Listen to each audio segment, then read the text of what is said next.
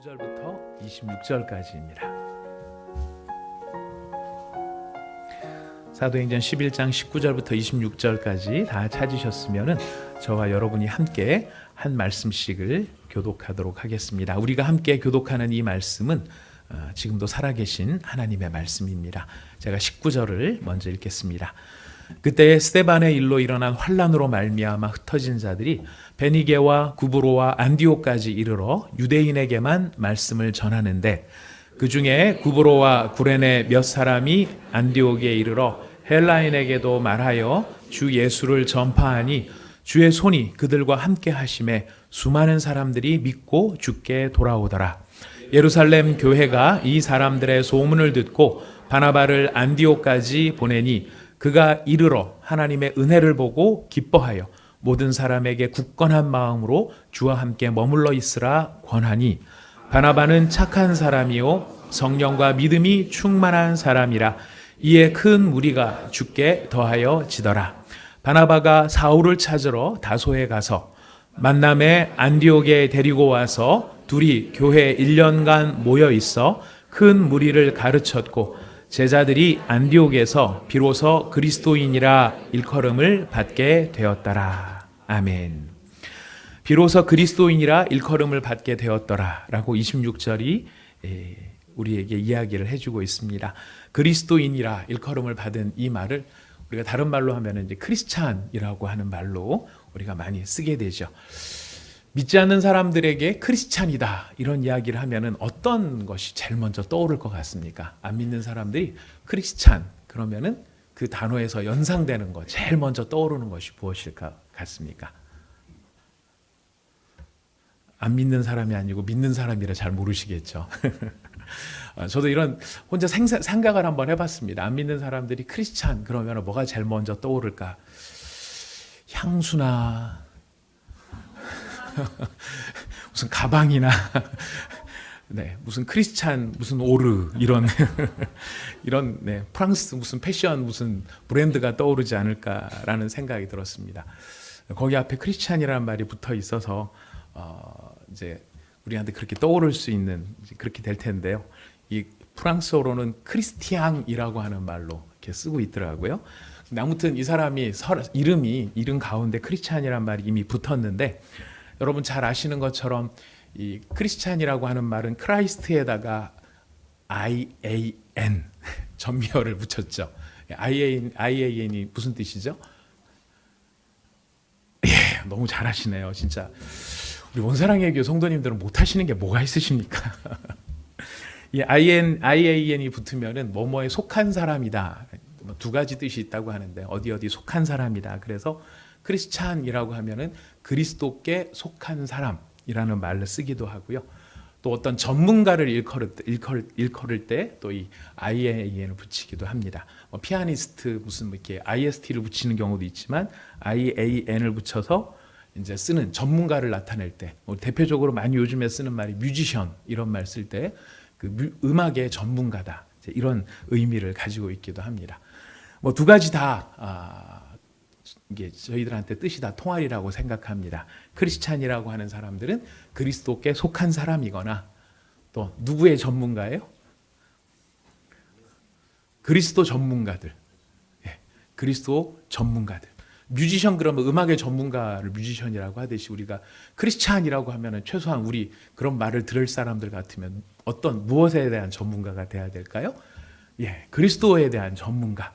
아마 이런 이야기들을 들을 법하지 않나 싶습니다.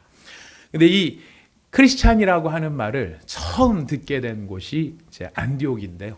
이 안디옥 교회에서 처음 들었다.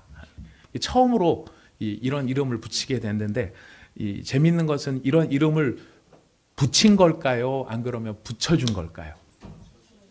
예, 여러분 잘 읽어보신 것처럼 스스로 우리는 크리스찬이야 라고 말한 게 아니고, 안 믿는 사람들이 안디옥 지역에 살고 있는, 우리로 말하면 서울에 살고 있는 수많은 사람들, 안디옥도 굉장히 큰 도시였기 때문에 거기도 굉장히 많은 사람이 살았을 텐데, 거기에 사는 사람들이 이 그리스도를 믿는 사람들을 보고 붙여준 말이, 그 별명이 무엇이냐면은 바로 크리스찬, 그리스도께 속한 사람들 혹은 그리스도 전문가들 이런 말을 그에게 붙여준 것입니다.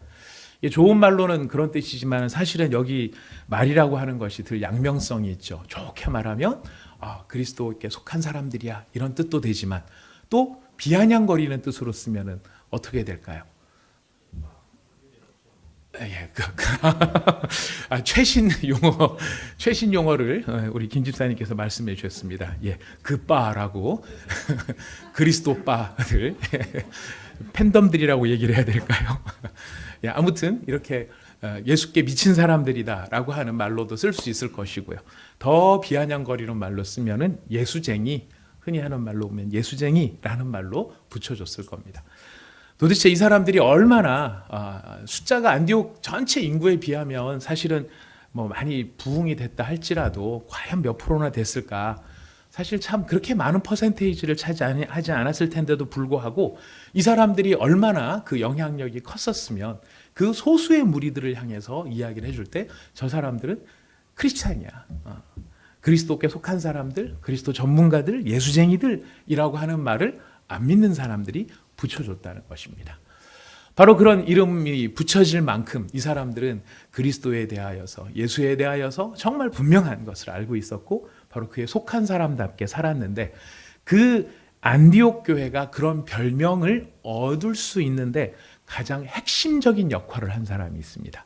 그 사람이 바로 오늘 우리가 읽은 본문에 나타나는 바나바라는 사람입니다. 앞으로 해도 바나바, 뒤로 해도 바나바. 처음 교회 다닐 때는 바나나랑 헷갈리는 아주 독특한 이름을 가진 사람 바나나입니다. 예. 근데 이 바나나 죄송합니다. 일부러 한 건 아닌데요. 실수했네요. 2부 때 써먹을 수도 없고. 네. 아무튼 이 바나바가 어떠한 사람이었길래 이 안디옥 교회 성도들을 향한 또 안디옥 교회에 있는 안 믿는 헬라인들이 이 안디옥 교회에서 모여있던 사람들한테 그리스도인이라는 별명을 붙여줄 만큼 이런 지대한 영향력을 미쳤는가. 바나바에 대한 소개는 11장 24절에 나타납니다. 우리 11장 24절 같이 한번 읽어보겠습니다. 시작. 바나바는 착한 사람이 충만한 사람이라 이에 큰 무리가 주께 더하여 지더라. 예. 바나바는 착한 사람이고 두 번째 그의 특징은 성령과 믿음이 충만한 사람이라. 우리한테는 이 말이 크게 이렇게 뭐 어색하게 들리지 않는데요. 현대 교회는 이 두 가지가 함께 이렇게 나타나는 착한 사람이자 성령과 믿음이 충만한 사람. 이게 너무 자연스러운 사실 현상일 텐데도 불구하고 오늘날 이 말은 사실 따로 노는 경우들이 좀 있는 것 같아서 우리 안타까움을 주게 합니다. 착한 사람이기는 한데 뭐가 충만하지 않는 경우도 있을까요? 성령과 믿음이 성령과 믿음이 충만하지 않은데 착한 사람이 있을 수 있을까요? 있을 수 있습니다. 네, 있는 거 자주 봅니다. 많은 경우에 우리 크리스찬들보다 이슬람이나 불교 신자들이 더 착한 사람이 많다는 이야기가 들리는 거는 사실 조금 안타깝고 저희가 좀 속상한 부분이기도 합니다. 근데 거꾸로도 있습니다. 예, 거꾸로도 있습니다. 성령과 믿음은 충만한데 뭐는 하지 않을 수도 있어요. 착하지 않을 수도 있어요. 그런 사람이 어디 있습니까? 여러분 앞에 서 있습니다. 이 비웃음의 의미는 무슨 뜻일까요? 성령과 믿음은 충만했던 거야? 이런 뜻인가요? 자, 이 두 가지가 사실은 따로 간다는 것이 참 어색한 이야기인데 이렇게 굳이 이걸 쓰고 있는 걸 보면 사실 이 두 가지가 따로 가기도 한다라고 하는 것을 우리에게 좀 알려주는 것이 아닌가 싶습니다. 아무튼 그럼에도 불구하고 이 바나바는 착한 사람이면서 동시에 이 성령과 믿음이 충만한 사람, 성령과 믿음이 충만한 사람으로서 그의 내면의 인격과 인품이 잘 다듬어진 아주 그런 선한 사람으로 바나바가 소개되고 있습니다. 바로 그런 바나바의 특성을 하나님이 안디옥 교회에서 잘 활용하셔서 이 바나바로 말미암아 이제 큰 무리가 주님께 더해지는 그런 아름다운 일이 있었는데요. 이 성령과 믿음이 충만함으로 어떤 현상이 생겼는가? 오늘 우리가 이 바나바라고 하는 사람을 이렇게 높이고 그 바나바가 얼마나 훌륭하고 바나바가 이렇게 얼마나 대단한가, 바나바를 본받자 하는 마음도 우리에게 필요하겠지만 이 바나바가 도대체 어떤 어떤 은혜를 받았길래 이렇게 귀한 일들을 하게 되었는가. 사실 우리가 그 비결을 배우고 우리도 그냥 바나바를 본받자 하는 차원이 아니라 우리가 바나바처럼 이런 많은 사람이 주께 돌아올 수 있게 되어지는 바로 인격적으로 선한 사람이요, 또 성령과 믿음이 충만한 사람, 바로 그런 사람, 우리가 그런 사람이 될 때 우리도 바나바와 같은 그런 사역들을 하게 되는 줄을 믿고요. 결론은 나 있습니다. 우리가 성령과 믿음의 충만함으로 하나님 앞에 우리의 인격을 크리스찬의 인격답게 만들어가기로 우리가 다짐하는 것이 오늘 이 본문을 통해서 주시는 하나님의 뜻이 될 것입니다. 성령이 충만해졌을 때 어떤 현상들이 생기는가? 다른 것이 아닙니다. 성령은 예수의 영입니다. 그 예수의 영이 우리 가운데 충만하게 임재하면 우리는 점점 누구를 닮아가게 되느냐면은 예수님을 닮아가게 됩니다. 예수님을 닮아가게 된다는 것은 어떤 뜻일까요? 그의 얼굴이나 그의 몸매나 그의 체형이 예수님을 닮아간다는 뜻일까요? 전혀 그런 뜻은 아니실 것입니다. 예수님이 우리 가운데 오셔서 그 예수님으로 성령으로 충만해지면은 바로 예수님께서 이 세상에 계시면서 하셨던 바로 그리스도의 일들이 그의 안에서 이루어지게 되는데요. 바나바는 세 가지 측면에서 그가 성령과 믿음의 충만함으로 말미암아 예수의 향기와 예수의 모습을 드러내는 사람이 되었습니다. 첫 번째, 어떤 모습으로 나타났는가? 우리가 바나바의 모습을 살펴보면은요, 바나바에게 성령과 믿음이 충만함으로 말미암아 그에게서 나타난 예수 그리스도의 모습, 첫 번째를 22절에서 찾을 수 있게 됩니다. 우리 22절을 한번 같이 읽어볼까요? 22절 같이 읽어봅니다. 시작. 예루살렘 교회가 이 사람들의 소문을 듣고 바나바를 안디옥까지 보냈다라고 되어 있습니다. 원래 이 사마리아에서도 한번 부흥의 역사가 일어났을 때 이 예루살렘 교회에서 사람들을 파송해서 그 사마리아 교회가 어떤 은혜를 입었는지를 살펴본 적이 있었습니다. 근데 그때 파송된 사람이 누군지 혹시 기억이 나십니까? 예. 베드로. 베드로와 사도들이 내려가서 이 예루살렘 교회, 사마리아 교회를 살펴본 적이 있었어요. 그분들은 사도들입니다. 예수님의 제자들이었고요. 가장 가까이에서 예수님을 경험한 사람들이고 영적인 권위가 있었던 사람들입니다. 근데 이번에 보내는 사람은 누구예요? 바나바예요. 근데 여러분, 바나바가 예수님의 12제자 가운데 이름이 들어 있었습니까? 아니에요. 그걸 보면은 바나바는 사도가 아니라는 거예요. 7 집사를 세울 때 그 7 집사 가운데 그 이름이 들어 있었습니까? 모르시겠죠? 아닌지 잘 모르시겠죠? 안 들어 있습니다. 7 집사 가운데 한 사람도 아니었어요. 사도도 아니었고 집사도 아니었는데 이 바나바가 안디옥 교회의 영성과 거기에 임한 성령의 이 상황들을 점검하기 위한, 그것을 검증하기 위한 인물로서 파송을 받았다라는 거예요. 그 이야기는 무슨 뜻일까요? 그만큼 초대교회 예루살렘 교회에서 인정받은 인물이었고, 인정받을 정도가 아니라 지금 예루살렘 교회에서 이 안디옥 교회를 위해서 사람을 파송할 때 그냥 아무나 파송한 게 아니라 사실 우리가 앞에 미리 결론부터 봤지만은 최고의 사람으로 지금 안디옥 교회에 보냈다라는 것이. 예루살렘 교회가 스스로 판단했었을 때 그 교회 가운데서 최고의 사람, 바로 그 최고의 사람을 보내 이 안디옥 교회를 섬기도록 했다라는 것입니다. 저는 이게 주제로부터 조금 벗어나 있긴 합니다만은 제가 이 예루살렘 교회의 이 모습을 보면서 배우는 게 무엇이냐면, 진짜 성령 충만하고 참된 그리스도의 공동체 아니면 참된 그리스도의 사람들은 다른 사람을 섬길 때 먹다 남은 것으로 섬긴다, 내가 입도 안 대본 최고의 것으로 섬긴다. 어떻게 섬기겠습니까? 최고의 것으로 섬기는, 바로 이것이 예루살렘 교회의 모습이었구나라는 것을 우선 발견을 하게 된다는 것입니다. 아무튼 이 바나바는 바로 그런 사도도 아니고 집사도 아니었지만 예루살렘 교회가 인정한 내면적 영적 권위가 있었던 사람이 바로 이 바나바였습니다. 그래서 이 바나바를 지금 안디옥에 파송을 하는데, 이 안디옥에 내려가 있는 이 상황을 보면은요, 안디옥 교회를 개척하기 위해서 보냅니까? 안 그러면 거기에 임한 성령님의 일하심의 능력을 확인하기 위해서 보냅니까? 사실은 개척 멤버는 아니에요. 안디옥은 개척하라고 보는, 안디옥이란다. 바나바는, 오늘 바나바하고 저하고 조금 친해야 되는데 오늘 본문이 주제인데, 예, 바나바를 이 파송을 하게 된 것은 개척하라고 보낸 게 아니라 그 교회를 점검하고 그 교회를 세우도록 보냄을 받았다는 것입니다. 근데 이걸 보면서 우리가 먼저 깨닫게 되는 이 하나님의, 예수님을 닮은 사람의 가장 중요한 특징이나 예수님을 닮은 교회 공동체가 가져야 될 가장 중요한 것은 무엇이냐면, 자신들이 스스로 계획을 세우고 그 계획을 이루기 위한 일에 성령님을 동원하는 것이 아니라 성령님께서 일하고 계시는 그것을 따라가면서 그것을 순종하고 그것을 충만하게 하는 일에 자신들을 들이더라 하는 것입니다. 많은 경우에 우리는 이제 계획을 세워서 무슨 일을 해야 됩니다. 계획을 안 세워야 되는 게 아니고요. 계획은 참 중요한 것입니다만 사실 우리가 세우는 계획보다 더 중요한 것이 무엇일까요?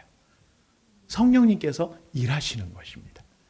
내 계획은 A이고 성령님은 B로 가신다 그러면은 우리는 내가 세운 계획 때문에 A로 가서 성령님 왜 안 도와주세요? 이래야 될 사람들이 아니라 성령이 행하시는 B가 무엇인지를 알고 그 B를 향해서 순종해 나갈 수 있어야 하는 것이 바로 예수님을 닮은 모습이고 바로 그것이 성령 충만한 사람의 모습이 된다는 것입니다. 그 일을 위하여서 오늘 우리에게 필요한 것이 무엇이냐면 사실 영적 분별력과 통찰력이 참 중요하게 필요한 세대를 살아가고 있습니다. 내가 세운 계획이 아니라 성령님이 지금 어떻게 일하고 계시는가.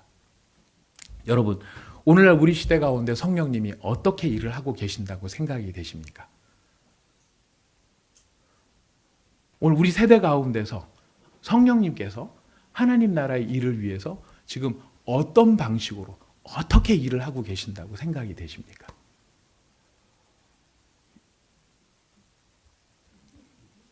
대단한 일들을 하고 계시죠. 대단한 일들을 하고 계십니다. 대단한 일들을 지금도 하고 계시는데 문제는 뭐냐면 우리가 그것을 지금 이해하고 있고 목격하고 있고 그것을 마음에 두고 있느냐 하는 것입니다. 안타깝게도 우리는 많은 경우에 성령님께서 지금 어떤 일을 하고 계시느냐를 직관하거나 통찰하기보다는 사실 무엇이 더 우리 마음에 분주하느냐면은 어떻게 하루를 버틸 것이냐, 어떻게 하루를 살아갈 것이냐. 그 결코 만만한 이야기가 아니고 그 소홀히 해도 된다는 이야기는 아닙니다만은 사실 그것이 우리로 하여금 지금 하나님께서 어떤 일을 하고 계시느냐를 바라보지 못하게 만든다라고 한다면 그것은 우리로 하여금 사실 하나님의 계획에 충성하기보다는 우리의 삶에 더 깊이 빠져들 수밖에 없도록 그렇게 만드는 악영향을 끼친다고 하는 것입니다. 우리 제자반 지난주에 하셨던 분들은 다 아시겠지만 사실 노아 시대의 사람들을 보면은 노아 시대의 사람들이 무슨 소돔과 고모라처럼 그렇게 수많은 악을 날마다 행하고 있었기 때문에 심판을 받았던 게 아닙니다. 이 노아 시대에 살았던 사람들이 결국 심판을 받았던 가장 중요한 정황은 어떤 정황이었어요? 그들이 홍수가 나기 전까지 어디에 몰두하고 있었습니까? 시집가고 장가가고 그들의 일상의 삶을 사는 일에 몰두하다 보니까 그 시대의 성령께서 무슨 일을 하고 계시는가를 놓쳐버리고 살았던 거예요. 그 시대 하나님께서는 어떤 일을 하고 계셨습니까? 방주를 짓고 계셨죠. 심판을 앞두고 방주를 짓고 계셨는데 그 시대에 어떤 사람도 하나님이 어떤 계획을 가지고 계시는가, 성령님이 지금 무슨 일을 하고 있는가, 거기에 주목하지 않았다는 거예요. 오히려 거기에 주목하고서 열심히 일했던 노아는 손가락질을 당하고 비가 어디서 와? 120년 동안이나 지었으면 나 같으면 이미 물에 빠져 죽었겠다. 하루 이틀도 아니고 진짜 이게 120년은 어마어마한 세월이죠. 전 다 살아도 120년 못 살 것 같은데요. 아무튼 노아는 120년을 그렇게 지어갖고 오고 있는 거예요. 그거를 변함없이 순종하고 있는 바로 그 노아의 모습들, 그걸 보면서 비웃었던 세상의 사람들. 그러나 그 사람 결론은 어떻게 납니까? 그들은 하나님의 심판 가운데 이르를 수밖에 없었고 누가 구원함을 받게 되느냐면 노아가 구원함을 받게 되었다는 것입니다. 이 시대에 오늘 이 스데반을 파송하는 예루살렘 교회의 모습이나 또 파송을 받아서 안디옥으로 내려가고 있는 이 바나바를 통해서 우리가 지금 생각하고 우리가 적용해야 될 것들은 무엇이냐면 지금 하나님께서 무슨 일을 원하시는가? 지금 나라고 하는 이 존재가 굉장히 소중하지만 그 존재의 가치, 그 존재의 벽을 뛰어넘어서 하나님이 지금 이 시대 가운데 무슨 일을 하고 계시고 어디에서 일하고 계시며 어떻게 역사하고 계시는가? 그것을 살펴볼 수 있는 분별력과 통찰력이 저와 여러분에게 있기를 소원합니다. 우리 스스로가 무엇을 만들어낼 수는 없습니다. 그 세들백 교회 리고레 목사님이 한동안에 우리 한국교회 많이 소개가 되고 또 세들백 교회가 막 부흥을 했을 때 많은 분들이 이제 그분의 책을 읽고 많은 도전을 받기도 했었습니다. 요즘은 조금 뭐 주제나 상황들이 좀 달라져서 여러 가지 여건들이 좀 많이 달라져서 우리 참 조심스러운 마음도 있지만은 그 초창기에 세들백 교회 리고레 목사님께서 쓰셨던 글 가운데 보면은 이런 공감할 만한 글이 있습니다. 우리가 파도를 일으킬 수는 없다. 우리가 파도를 일으킬 수는 없다. 하지만 그 파도를 탈 수는 있어야 된다. 파도를 일으키시는 분은 누구시죠? 하나님이십니다. 하나님이 그 파도를 일으키실 때 우리가 해야 될 일은 무엇입니까? 그 파도를 탈 줄 알아야 한다는 것입니다. 그런데 이 시대에 우리가 참 어려운 점 가운데 하나는 뭐냐면 우리가 자꾸 파도를 이렇게 일으키려고 하는 거예요. 우리가 자꾸 일으키려고 하고 사람들이 어떻게 그런 막 그 인위적인 운동이나 물결이나 이런 것들을 만들려고 하는데요. 그러다 보니까 그 운동이 성령님의 운동이 되는 게 아니라 사람의 운동이 될 위험 가운데 노출되기도 한다는 것입니다. 그래서 우리는 지금 하나님께서 어떤 일을 하시는가를 봐야 되는 것이고요. 또 하나님께서 막 파도를 일으키실 때 그 파도를 따라 그 파도를 제대로 잘 타는 법도 우리가 배워야 하는 것입니다.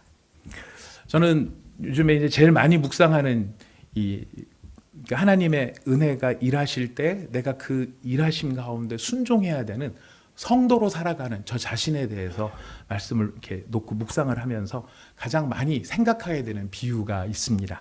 그 비유는 무엇이냐면 하나님의 은혜는 하나님의 일하심은 물과 같다라는 생각이 들 때가 많습니다. 물과 같다. 왜 그런 물과 같다는 생각을 하느냐면 이 물에 들어가서 수영을 해보시면 아시겠지만 이 물을 수영하다가 물을 잡으려 그러면 잡힙니까? 안 잡힙니까? 흔적만 남죠. 물이 잡히지는 않아요.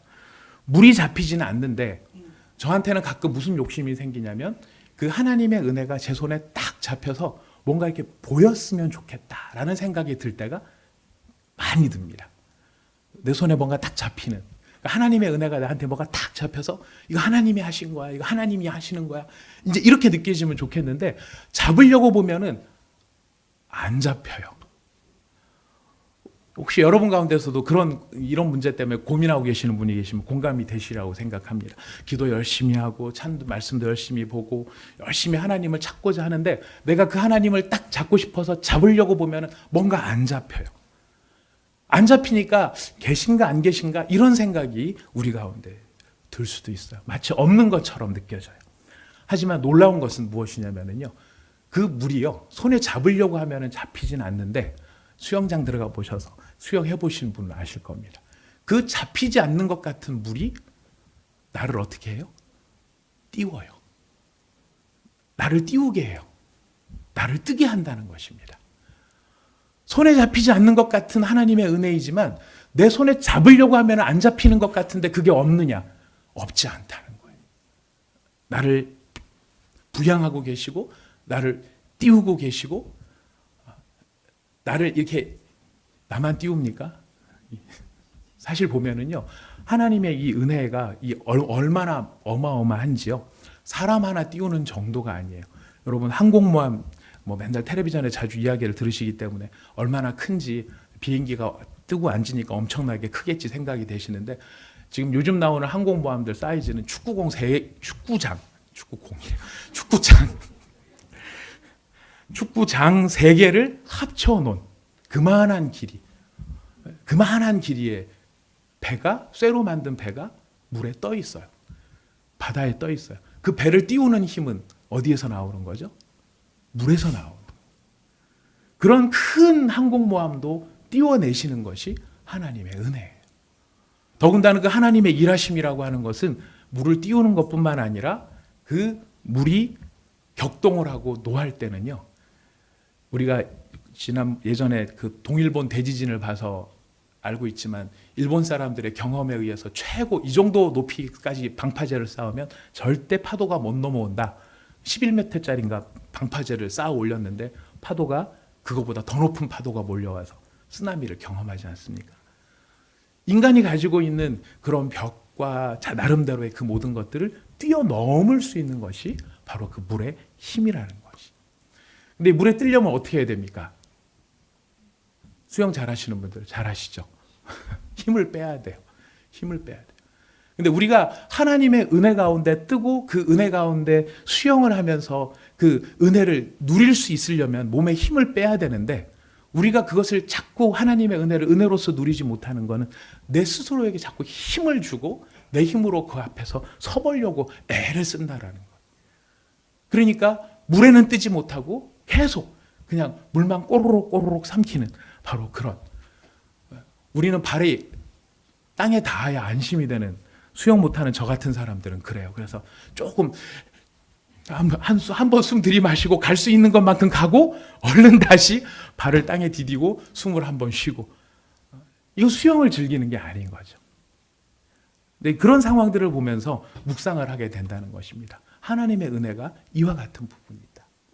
그래서 우리가 그 물 위에 뜨는 법을 배워야 수영을 잘 하듯이 우리의 몸에, 우리 인간적으로 가지고 있는 모든 힘을 다 빼고 전적으로 하나님께 딱 맡기고 그분을 신뢰하는 믿음으로 그분에게 나 자신을 내어드리는 그런 몸에 힘을 빼는 과정이 있을 때 우리는 비로소 하나님의 은혜, 그 바다 위를 헤엄쳐 볼 수 있는, 그리고 주님께서 파도를 일으키실 때 그 파도를 타고 갈 수 있는 바로 그런 영적인 능력이 생기는 것이다. 이런 안목들, 이런 묵상들을 함께 나누어 보는 것입니다. 중요한 것은 무엇입니까? 그 파도를 타는 것이고요. 파도를 타는 것보다 우리가 먼저 기억해야 될 것, 성령의 충만한 바나바가 가졌던, 성령 충만함으로 말미암아 가졌던 가장 중요한 특징, 자신이 무엇을 계획하고 무슨 일을 세워서 하나님의 힘을 빌려 쓴 것이 아니라 지금 하나님이 무슨 일을 하고 계시는가를 바라보고 그 하나님의 일하심을 순종하며 나갈 수 있는 안목이 있었다는 것. 우리가 그런 안목을 사모하면서 나갔으면 좋겠습니다. 두 번째로, 바나바가 성령의 충만한 사람으로서 예수님을 닮았는데요. 예수님을 닮은 바나바의 두 번째 모습은 23절입니다. 우리 같이 한번 23절을 읽어보겠습니다. 시작. 그가 이르러 하나님의 은혜를 보고 기뻐하여 모든 사람에게 굳건한 마음으로 주와 함께 머물러 있으라 권하니. 바나바가 안디옥 교회에 이르러서 했던 두 가지 일, 동사가 나옵니다. 그것은 기뻐하는 일을 했고 두 번째는 권하는 일을 했습니다. 근데 바나바가 뭘 보고 기뻐하죠? 여러분 읽으셨습니다. 방금 읽으셨습니다. 은혜를 기뻐하는데 어떤 은혜를 기뻐해요? 하나님의 은혜를 기뻐해요. 바나바는요, 바나바는 기뻐하는 사람이었는데요. 뭘 가지고 기뻐했는가? 우리도 기뻐하고 싶어요. 그리고 우리도 기뻐함이 많이 있어요. 근데 바나바가 예수님을 닮았기 때문에 할 수 있었던 그 두 번째 특징의 첫 번째 일이 바로 기뻐함인데, 무엇을 기뻐했느냐? 바나바는 하나님의 은혜를 기뻐할 줄 아는 사람이었다는 것입니다. 무슨 얘기냐면 기뻐해도 기쁨의 종류가 달랐다는 거예요. 하나님의 은혜를 보고 그 은혜를 기뻐하려면 아까 말했던 첫 번째랑 연결이 되어 있는데, 일단 안목이 열려야 이게 하나님의 은혜인 거구나 하는 것을 보고 기뻐할 수 있어요. 근데 우리가 보통 원하는 기쁨과 지금 바나바가 보여주는 기쁨은 사실 종류가 좀 달라요. 우리는 뭐로 기뻐하기를 원하죠? 여러분 다가 그렇다는 건 아니고 이제 일반적으로 세상 살 때 그런 경우가 많다는 겁니다. 어떤 때 기쁩니까? 뭔가 띠링 하고 문자가 왔어요. 딱 보니까 은행에서 온 문자예요. 무슨 문자인가 봤더니 보통 은행에서 오는 문자는 결제 나갈 때 오잖아요. 카드 썼다 이럴 때 들어오잖아요. 근데 딱 은행에서 띵 하고 들어왔는데 보니까 입금 500만 원. 보낸 사람 보니까 모르는 사람이에요. 이게 웬 하루 종일 그 500만 원, 누가 보냈지? 혹시 잘못 보냈는데 달라고 하지 않을까? 막 이렇게 안절부절하고 있는데 일주일이 지나도 찾으러 오는 사람 없고 한 달이 지나도 은행에서 연락 오는 사람이 없고 그래서 그 500만 원이 진짜 내게 됐어요. 여러분 어떠시겠습니까? 좋으시겠습니까? 막 불쾌하시겠습니까? 나를 뭘로 보고 있다 500만 원 이런 걸 보내고 막 이러면서 화를 내시겠습니까? 기쁘겠죠. 사실 우리는 그런 건 굉장히 기뻐하면서 그 기쁨을 뭐라고 표현합니까? 횡재했어 라고 하면서 엄청 좋아하잖아요. 근데 여러분 그것도 기쁨이에요. 그런 기쁨 누리지 말라는 게 아니에요. 근데 그런 기쁨만 있었던 게 아니에요. 바나바한테는 그런 기쁨만이 아니라 그거 아닌 다른 기쁨이 있었는데 그건 뭐냐면 하나님의 은혜가 나타나는 걸 보고 기뻐했다라는 거예요. 하나님의 은혜가 나타나는 거 뭘로 바뀌었습니까? 안디옥에 왔더니 헬라 사람들이 자기보다 찬양을 더 열정적으로 해요. 와서 안디옥 교회에 와서 성도들이 이 기도를 하는 모습이나 말씀을 듣는 모습이나 하나님을 향한 그 사랑의 눈물을 흘리는 모습을 보니까 바나바가 예루살렘에서 보지 못했던 그 격정적인 찬양과 감사와 기쁨으로 하나님 앞에 나가는 걸 막 보는 거예요. 그게 사람의 결심 갖고 됐을까? 바나바는 안목이 있는 거죠. 무슨 안목입니까? 성령께서 여기서 일하고 계시는구나. 성령이 지금 그 사람들 가운데 일하는 걸 보니까 바나바가 너무너무 행복한 거예요. 저거는 누가 줘서 할 수 있는 것도 아니고 누가 해줄 수 있는 것도 아니고 오직 하나님께서 은혜를 주셔야만 할 수 있는 일인데 그 일이 여기에 있구나. 아, 하나님께서 지금 이곳에서 일하고 계시는구나. 바나바는 그것으로 기뻐했던 것입니다. 안디옥 교회에 사람들이 얼마나 모였는지 또 안디옥 교회가 얼마나 대단한 일을 했는지를 가지고가 아니라 그곳에서 일하고 계시는 하나님의 은혜를 보고 기뻐할 수 있었던 사람, 그리고 또 그것을 즐거워하는, 진짜 그게 기쁨이 되는 사람, 그 사람이 바로 예수님의 마음을 닮은 사람일 것입니다. 우리에게도 이런 종류의 기쁨이 있기를 소원합니다. 바나바는 이런 하나님의 은혜를 보고 기뻐했고요. 사람들을 향해서는 권면을 했어요. 사람을 향해서 권면했나 보다. 누차 말씀드리면 성경 이렇게 보면 재미 하나도 없습니다. 너무 당연한 듯이 그냥 밋밋하게 흘러가요. 이제 우리가 이걸 제대로 제대로 재미를 느끼려면 뭐를 안 하고 뭐를 했는가 이걸 보면은 느낌이 와요. 사람들을 보고 권면하는 사람이 있고요. 사람들을 보고 등쳐먹는 사람이 있어요. 바나바는 뭐를 안 했다는 거예요? 등쳐먹지 않았다는 거예요. 바나바가 안디옥 교회에 갔더니 수많은 사람들이 모여, 그 순수한 사람들이 막 모여 있는 걸 보고 이 사람들 정말 내 앞으로 사역에 좀 이 뭔가 후원자로 삼으면 내가 어디 선교지 나갈 때 후원금 많이 받고 되게 좋겠네. 이렇게 생각을 하면서 그 사람들을 어떻게 이용해 먹을까? 저 사람들을 어떻게 활용할까? 저 사람들을 어떻게 써먹을까? 이렇게 생각할 수도 있었겠지만 지금 바나바는 그 사람들을, 안디옥에 있는 사람들을 어떻게 이용해 먹을까로 생각한 게 아니고 권면했다라고 되어 있습니다. 권면은 두 가지입니다. 하나는 그 사람들을 권고한 것이고 두 번째는 위로한 것이에요. 이 권면과 위로만 가지고도 저희가 이야기를 많이 하겠지만 오늘 딱 잘라서 과감하게 끊어서 딱 보니까 뭐라고 권했습니까? 모든 사람에게 뭐라고 권했습니까? 주와 함께 머물러라. 주와 함께 머물러라. 이 말이 굉장히 참 이 말씀도 은혜로운데요. 예전 번역본이 있어요. 개정 성경의 예전 번역본을 보면은 이걸 어떻게 번역했냐면은 주께 붙어 있어라. 이렇게 번역을 해놨어요. 이게 훨씬 마음에 와닿지 않습니까? 주님께 붙어 있어라. 이 처음 예수를 믿고 막 은혜를 받은 이 사람들한테 지금 바나바가 너무너무 행복한 마음으로 권면하는 게 그게 무엇이냐면 주님께 붙어 있어라. 주님께 붙어 있어라 이 말을 이 뉘앙스가 어떤가 싶어가지고 막 찾아봤더니요. 이거예요. 딴 게 아니에요. 초강력 본드로 붙여놨듯이 주님께 그렇게 찰싹 붙어 있어라. 이게 바나바의 권면이었던 거예요. 바나바의 권면으로 여러분들한테 우리 동일하게 저도 권면을 받기를 원합니다. 사랑하는 여러분, 우리 주님께 붙어 있으십시오. 우리 다 정서적으로 붙어 있다고 생각하는데 솔직히 우리 자신의 일상의 삶들을 놓고 보면 예수님 이렇게 교회 문 나가면서 옷걸이에다가 걸어놓고 혼자 나가는 경우도 좀 많이 있는 것 같아요. 안 그러면은 남들 볼까봐 옷걸이에 여기 교회 옷걸이는 안 걸어놓지만은 집에 옷걸이에다 걸어놓고 왔다 갔다 하고 있는지도 몰라요. 하지만 여러분, 우리 주님하고요, 우리가 붙어 있어야 됩니다. 어떻게? 찰싹 몰아붙인 것처럼, 본드로 붙인 것처럼 그렇게 찰싹 붙어 있어야 돼요. 왜냐하면 거기에서 생명이 나오기 때문에 그렇습니다. 물을 떠난 물고기 운명이 어떻게 되는지 굳이 말할 필요가 없습니다. 물고기만 그런가요? 나무가 뿌리 흙에서 뽑히면 어떻게 되는지 농사지어본 분들은 다 압니다. 나무뿐인가요? 식물이 다 그래요. 땅을 기반으로 하고 있는 식물들은요, 땅에서 뽑히는 그 순간 비참한 게 뭐냐면 땅 위에 있어요. 이 나무들이나 식물들이 저 멀리 간 게 아니고 땅 바로 위에 있는데, 땅 위에 있으면서도 불구하고 그 뿌리가 땅 안으로 들어가지 못한 것 때문에 그 몇 센치의 차이로 죽더라는 거예요.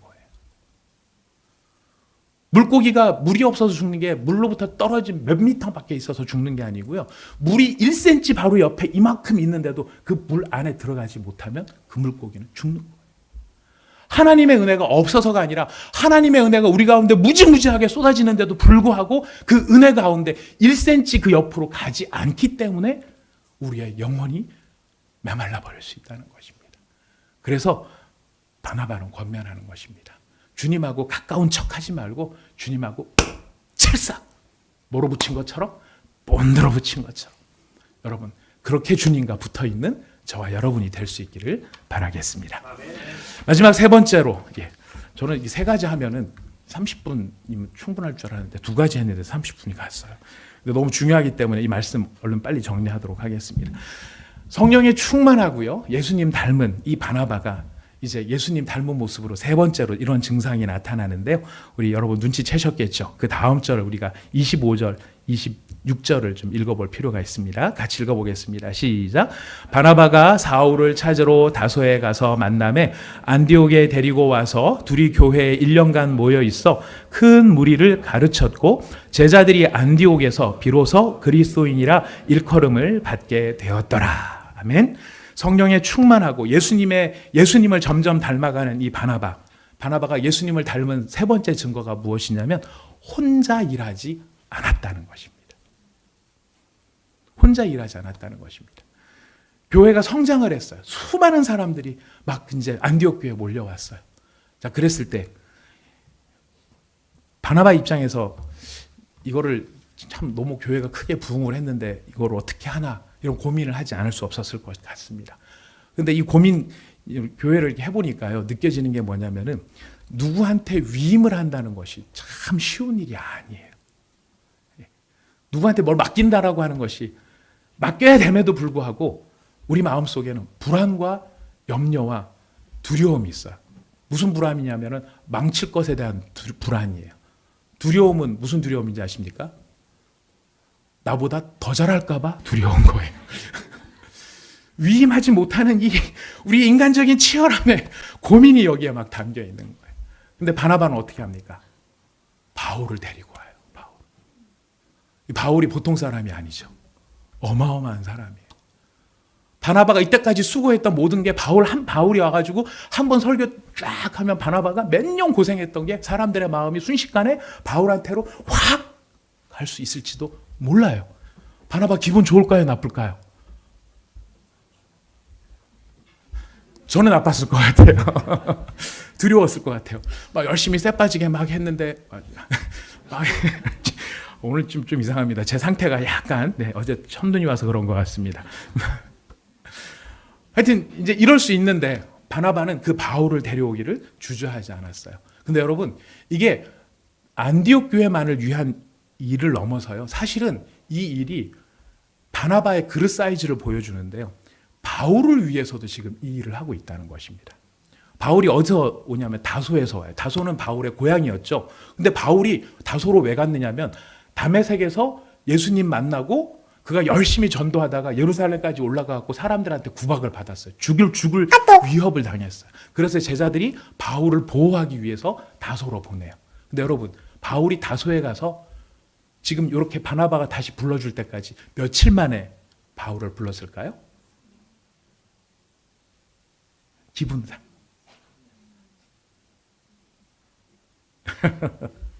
다소로 내려간 바울을 몇 년 만에 다시 바울이 이 복음의 전선 가운데로 나타나느냐면 10년이에요.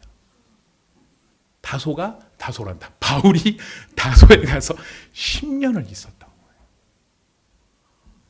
저희 말씀을 묵상하다가 여러 가지 생각이 떠올랐는데 본 주제는 아니니까 우리가 지나놓고는 가는데요.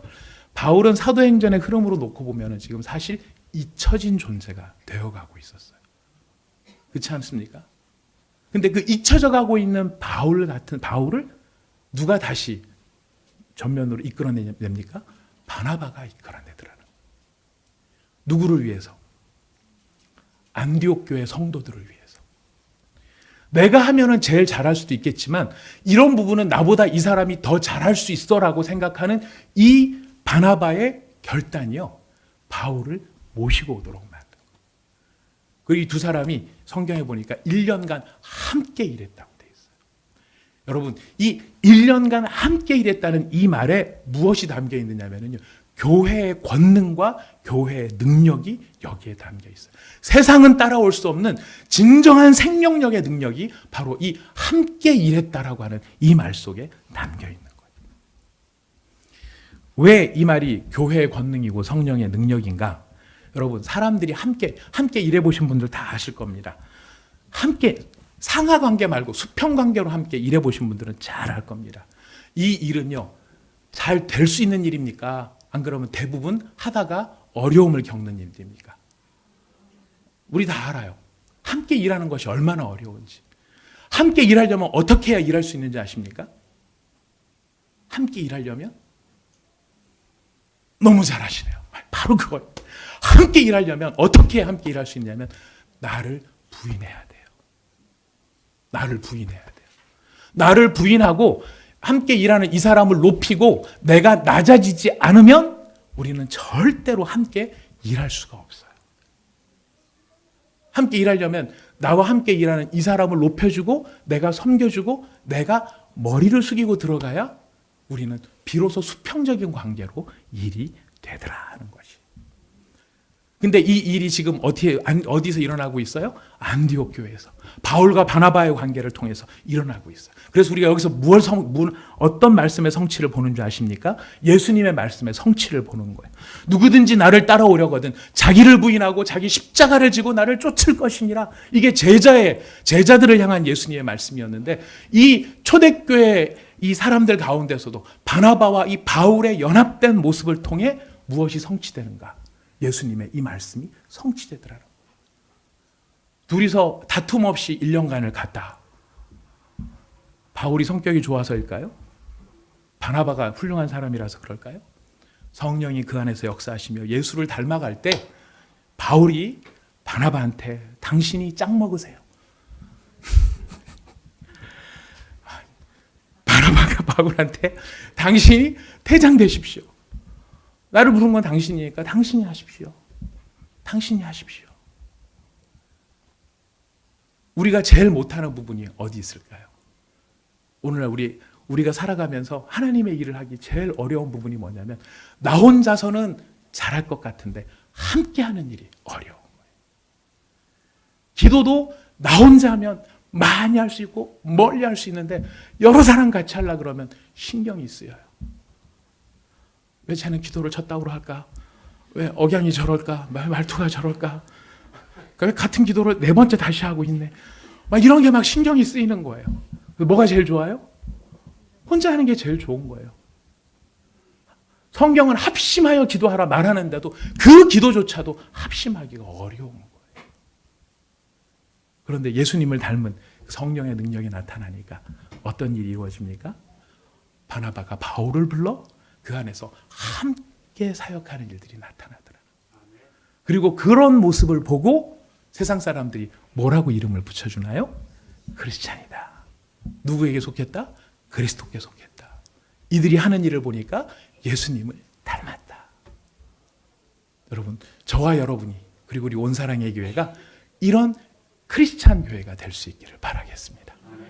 그리스도께 속한 교회가 될 수 있기를 바라겠습니다. 이 일을 위해서 어떻게 하면 좋을까요? 중요한 것입니다. 성령과 믿음에 충만합시다. 성령과 믿음에 충만하기 위해서 우리가 더욱 주님께 매달립시다. 그리고 우리의 마음을 착한 사람이 될 수 있도록, 우리의 인격이 우리의 신앙적 인격이 착한 사람이 될 수 있도록 우리의 인격을 예수님께 맡기고 다듬어 갈 수 있기를 바라겠습니다. 여담입니다.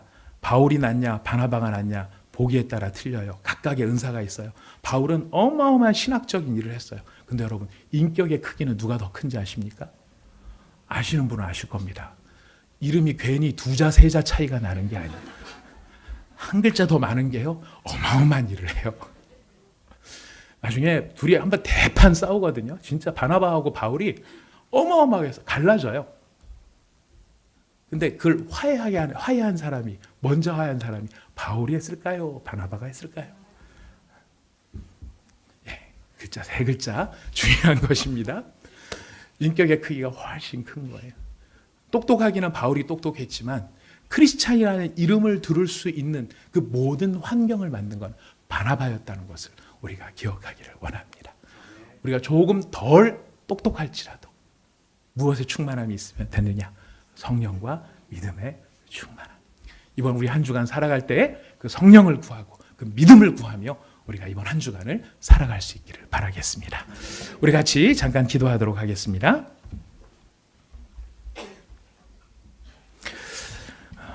오늘날의 크리스찬이라고 하는 말을 우리가 어디 가서 한다는 것은 참 부담스러운 일이 되기도 합니다.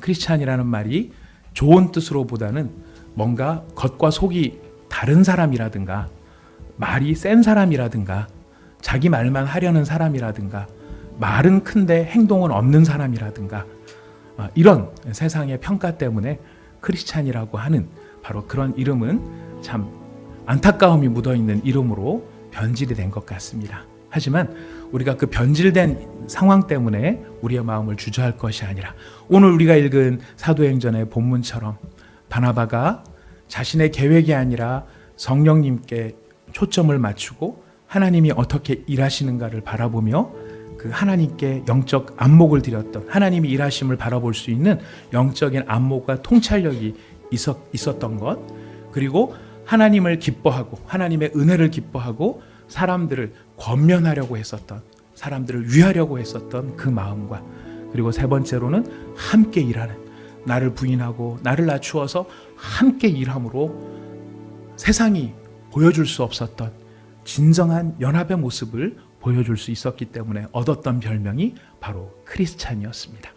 우리 시간 함께 기도할 때 주님, 오늘날의 비아냥을 받는 그런 이름이 아니라 바로 이 바나바가 성령에 충만하고 예수를 닮았기 때문에 할 수 있었던 바로 이 영광의 이름을 우리가 회복할 수 있도록 주님 저를 도와주십시오. 제가 성령의 충만함을 원하며 주님께서 새롭게 해주심을 원하오니 주님 이 시간 저희에게 찾아오셔서 은혜를 베풀어 주옵소서. 같이 기도하도록 하겠습니다.